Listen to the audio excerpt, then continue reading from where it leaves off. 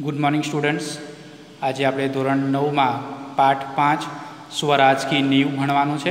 तेना जे लेखक है विष्णु प्रभाकर है अने एनो प्रकार जे छे ए एकाकी है। तो आपणे पेज नंबर 17 पर जोईशुं। तो अहींया आपणे नेक्स्ट टाइम लास्ट टाइम आपणे अहींया पूरुं कर्युं हतुं। अहींयाथी जोईशुं आपणे। लक्ष्मीबाई सेज तो मैं भी तैयार हूँ तात्या, तुमसे मुझे बहुत आशाएं थी। એટલે અહીં લક્ષ્મીબાઈ કહે છે કે હું પણ તૈયાર છું તાત્યા, મને તમારી પાસેથી ઘણી બધી આશા હતી। તો તાત્યા જે છે એ સેનાપતિ છે, પણ પેશવાના અંડરમાં કામ કરતા હોવાના કારણે એ કશું કરી શકતા નહોતા અને એના કારણે લક્ષ્મીબાઈ જે છે એ થોડા એમનાથી નારાજ હતા, દુઃખી હતા। तुम्हारे रहते यह सब क्या हो गया कि आप एक अच्छे सेनापति हैं, फिर भी ये क्या हो गया कि हमारा स्वराज छीन गया। जूही कहती है सरकार ये स्वामी भक्त है। जूही कहती है कि सरकार ये पेशवा के अंडर में काम करते हैं, इसलिए ये कुछ नहीं कर सकते। लक्ष्मीबाई ने कहा लेकिन आज हमें देशभक्तों की आवश्यकता है। यहाँ लक्ष्मीबाई कहती है कि हमें आज देशभक्तों की बहुत ही ज़रूरत है अगर हमें स्वराज प्राप्त करना है। तो खैर अब भी कुछ नहीं बिगड़ा, जब अब भी बहुत कुछ किया जा सकता है।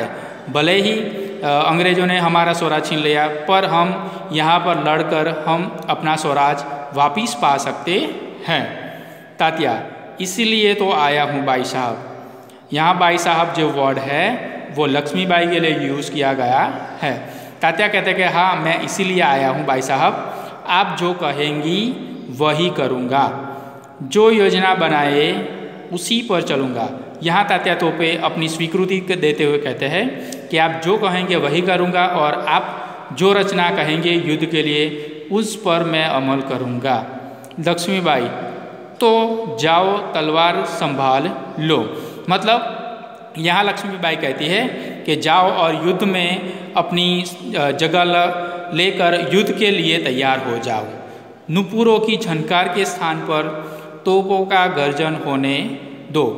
तात्या तोपे सेनापति है और उनके स्वामी जो पेशवा थे वो अपने भोग विलास में व्यस्त थे, उनकी वजह से वो कुछ नहीं कर सकते थे। तो उनके वहाँ पेशवा के वहाँ नाच गाना हो रहा था। तो जो नर्तकी है वो डांस करती है, तब घुंघरू की आवाज़ आती है। तो नुपुर मीन्स घुंघरू। तो अब घुंघरू की आवाज़ की जगह हमें तोप की गर्जना सुनाई देनी चाहिए। भूल जाओ राग रंग, याद रखो हमें स्वराज लेना है, हमें रंगभूमि में मौत से जूझना है। मतलब ऐशो आराम की सभी चीज़ें छोड़ दो और यह याद रखो कि हमें युद्ध लड़ना है और मौत से खेलना है। तात्या कहता है महारानी आपकी जय हो, मैं युद्ध के लिए तैयार होकर आया हूँ। तो यहाँ तात्या तोपे महारानी को संबोधन करने के लिए कहते हैं कि हाँ मैं इसलिए यहाँ आया हूँ।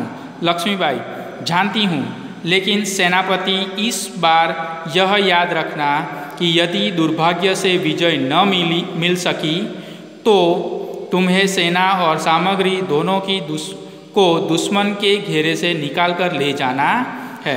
कि आगे के युद्ध में अंग्रेज़ों ने सभी चीज़ों को लूट लिया था, पर इस बार यह न होना चाहिए। इसलिए लक्ष्मीबाई कहती है कि अगर हम बदनसीब से अगर युद्ध हार जाते हैं तो आपको सेना और जो सामग्री है युद्ध की वो यहाँ से दूर ले जानी है, जिससे अंग्रेज उनको नुकसान न पहुँचा सके और लूट न लें। तात्या ऐसा ही होगा। और तात्या अपनी स्वीकृति बताते हुए कहते हैं कि हाँ मैं ऐसा ही करूँगा। लक्ष्मीबाई तात्या मेरा मन कहता है कि यह मेरे जीवन का अंतिम युद्ध है। लक्ष्मीबाई को भी पता चल गया है परिस्थिति का, इसलिए कहती है कि मुझे ऐसा लगता है कि ये मेरे जीवन का अंतिम युद्ध है।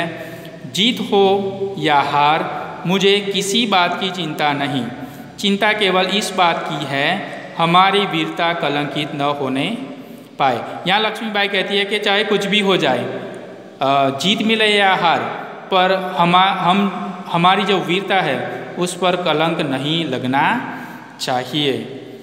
तात्या कहते हैं बाई साहब वीरता आपको पाकर धन्य है। आप सब लोग लक्ष्मीबाई को जानते ही है कि वो कितनी शूरवीर थी। उन्होंने अकेले ही अंग्रेज़ों का सामना किया था। इसलिए तात्या टोपे कहते हैं कि वीरता आपको प्राप्त कर कर बहुत खुश है। आपके रहते कलंक हमारी छाया को भी नहीं छू सकेगा। आज्ञा दीजिए प्रणाम। कि हम जानते हैं कि कलंक हमारे नज़दीक भी नहीं आएगा। अब मुझे आज्ञा दीजिए कि मैं युद्ध के लिए तैयार हो जाऊँ। अब पीछे के पेज पर देखेंगे हम।